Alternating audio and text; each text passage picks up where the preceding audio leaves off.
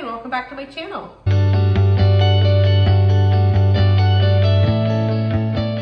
In today's video, I'm going to be making a spinach and mushroom quiche. I love the simplicity and I also love the versatility of this dish. Once you have that base, you can pretty much add anything you want to it. It's a nice savory dish, it's breakfast, it's great for dinner or a side dish. Mine's going to have spinach and mushroom, but you can put anything you want in it or on top of it as well. So the first thing we're gonna do is we're gonna go ahead and we're gonna make our pie crust. You can definitely use a store-bought pie crust, and you can also leave the crust out and just make the quiche itself without that crust. So the first thing I'm gonna do to make my pie crust, and this pie crust is really easy to make, so I'm gonna walk you through how to do that. So the first thing I'm gonna start with is 1 1/4 cups of just all-purpose flour.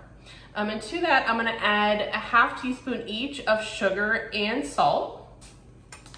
And I'm going to use a food processor. I'm going to start by just putting my flour mixture inside the food processor.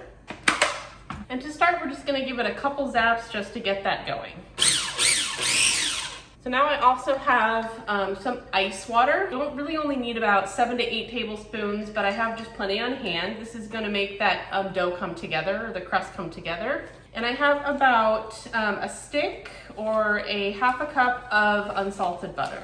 I want this really cold. I've actually put this in the freezer for about 10 to 15 minutes so it's nice and cold and nice and firm. So what I want to do is once I have my flour mixture, I'm going to go ahead and I'm going to start to add my butter just a little bit at a time. So we'll start with maybe 2 or 3 tablespoons at one time. And we're going to go ahead and we're going to mix that together. Add some more butter as you go. You want to let that blend for just a few minutes.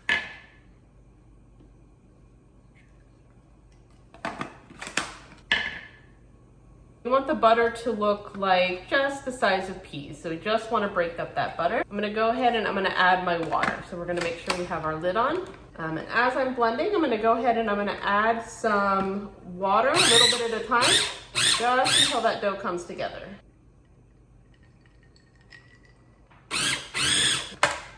And what we're looking for is the dough to just come together a little bit more. This is exactly what we want. We want our dough to be just stuck together, not too sticky. I don't want to be able to pick up a little piece and have it just stick together without being too flaky. So we're going to go ahead and we're going to roll this out and put it in our pie tin. Okay, so we of course want a nice large floured surface. You want to make sure you flour the rolling pin and the board. Put it into a ball so it is easy and put together so it's easy to roll out. We're going to go ahead and roll it out into about an 8-inch circle. Roll it until it is nice and thin. You can make this as thick or as thin as you would like. The thicker it is, the longer it's going to take to cook or to bake.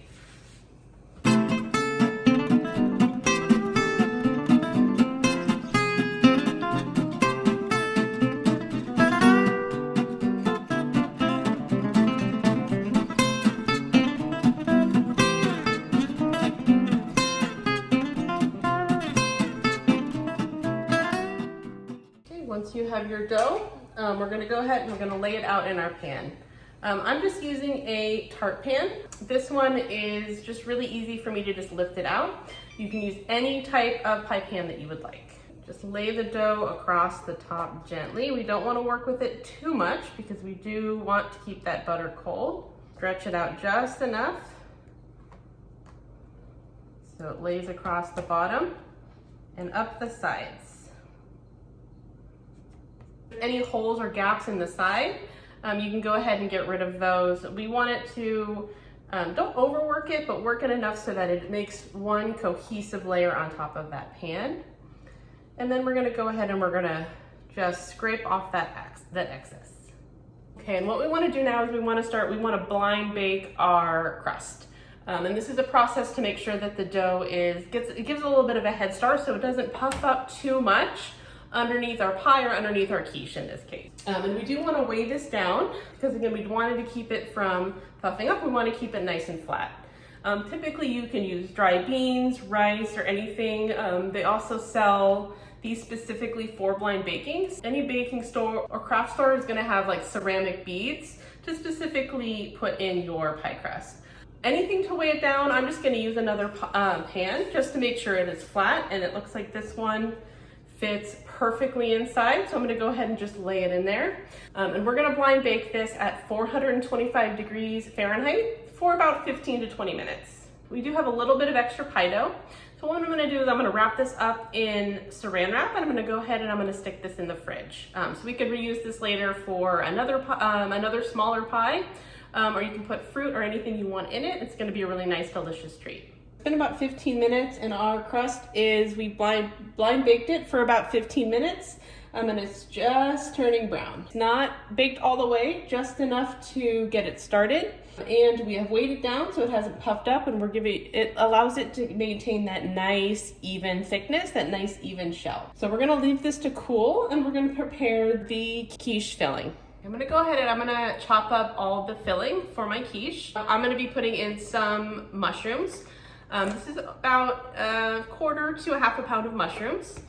I'm also going to be adding some spinach. I'm going to be using raw spinach, but you can certainly put in frozen spinach as well. I'm also going to be cutting up some green onion. I have a little bit of the white part and the green left over, so I'm going to put these in as well. It's going to give it a really nice flavor. I'm also going to be putting in some crumbled feta, but you can put in cheese, cheddar cheese, any type of cheese that you would like inside. So let's go ahead and let's chop up our ingredients.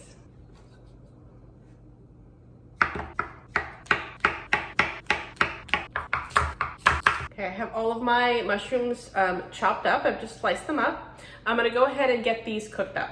Okay, so I have a skillet heated to about medium heat. I've added a little bit of butter, maybe a half a tablespoon of butter and about a tablespoon of olive oil. So this is just to give the mushrooms a little bit of flavor and to give them a head start. And we're gonna cook these down. To do this, I'm gonna add a little bit of salt, just to bring out all of that moisture and add a little bit of flavor. We're gonna go ahead and cook these down until they are now nice and browned, and we've gotten rid of a lot of that liquid.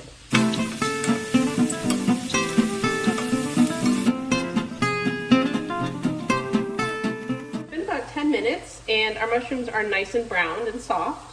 And I've let them cook a little bit just to make sure we get some of that liquid cooked off. Since I'm using fresh spinach, I'm gonna go ahead and I'm gonna put in add some spinach here, just so we can wilt it down. If you're using frozen spinach, you can just leave it to thaw and then mix it directly into the egg mixture. So we're gonna do a few handfuls and mix this in and let this wilt down. Okay, we've got all of our spinach wilted. Again, you can always add more. It does shrink down quite a bit. You're gonna probably need more than you would think. Turn the heat off on the pan. The spinach is wilted down quite a bit. I'm gonna add just another couple handfuls. I'm gonna let this mixture cool before we mix it in with our egg mixture. Okay, so I have added 4 eggs, and you can use as many eggs as you'd like. I cracked 4 eggs, about a half a cup of milk, and I have mixed in about a quarter cup of green onion. Again, this is optional. You can put in any other type of mix-in that you would like. And I've added my mushroom and spinach mixture, and I've added about a quarter to a half a cup of just crumbled feta cheese. Here you can use any type of cheese you like. Cheddar cheese would be great, or Parmesan cheese. You can also add in any type of meat, so ham or bacon would also be a really great addition to this. And while I did this, I went ahead and I preheated my oven to 375 degrees. And I'm gonna carefully take this mixture, I'm gonna pour it into my pie shell. We wanna make sure that it is evenly spread out across that crust. Carefully, not to let it overflow. And I put this on a cookie sheet just because I wanna make sure that in case there's anything leaks out the bottom, I wanna make sure that it doesn't leak onto my oven. So I'm gonna go ahead and throw this in a preheated oven for about 40 to 45 minutes. I want the middle to be cooked. I want those eggs to be fully cooked.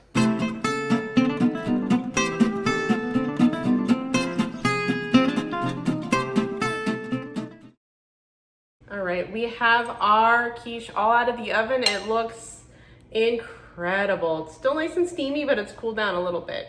So you can certainly serve this with a dollop of sour cream, would be delicious, next to a savory dish, or for breakfast. Thank you so much for clicking on today's video and for being here with me today. Like and subscribe for more. Comment below for what you'd like me to cook next, and I'll see you next time.